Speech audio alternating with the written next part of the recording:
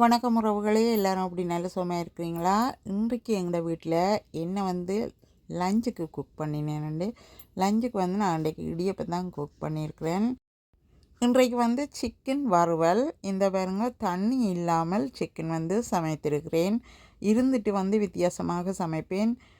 இது இடியப்பத்துக்காக இப்படி குக் பண்ணியிருக்கிறேன். இடியப்பத்துக்கு சம்பளம் மேக் பண்ணியிருக்கிறேன். நான் எல்லா ரெசிப்பியும் எடுக்கவில்லை, சில ரெசிபி தான் எடுத்திருக்கிறேன். எடுத்த ரெசிப்பியை நான் லேட்டாக உங்களுக்கு அப்லோட் பண்ணுகிறேன்.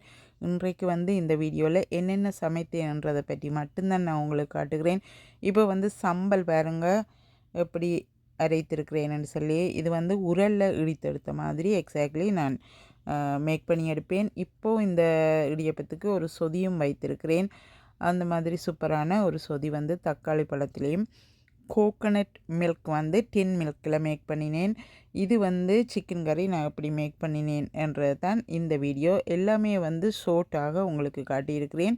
இதிலேயே நான் எடுத்து வைத்திருக்கிற ரெசிபீஸ் லேட்டாக நான் உங்களுக்கு அப்லோட் பண்ணுகிறேன்.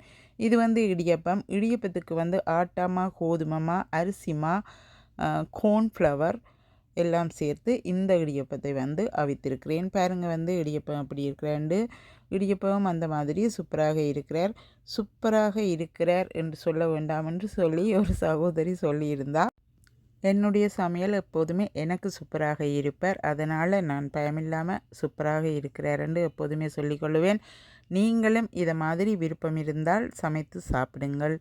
சூப்பராக சமைத்து சாப்பிட வேணும் என்று சொல்லி வேண்டிக்கொண்டு, என்னுடைய எல்லா வீடியோஸையும் பார்த்து எனக்கு சப்போர்ட் பண்ணி கொண்டிருக்கிற எல்லா உள்ளங்களுக்கும் நன்றி சொல்லி, தொடர்ந்தும் என்னுடைய வீடியோஸ் எல்லாத்தையும் பார்த்து எனக்கு சப்போர்ட் பண்ண வேண்டும் என்று என்னுடைய அன்பான உள்ளங்களை நான் வேண்டிக் கொள்ளுகிறேன். எல்லா நாடுகளில் இருந்தும் எனக்கு சப்போர்ட் பண்ணுகிறீர்கள். அதற்காக நன்றி சொல்லி விடைபெறுகிறேன். நன்றி, வணக்கம்.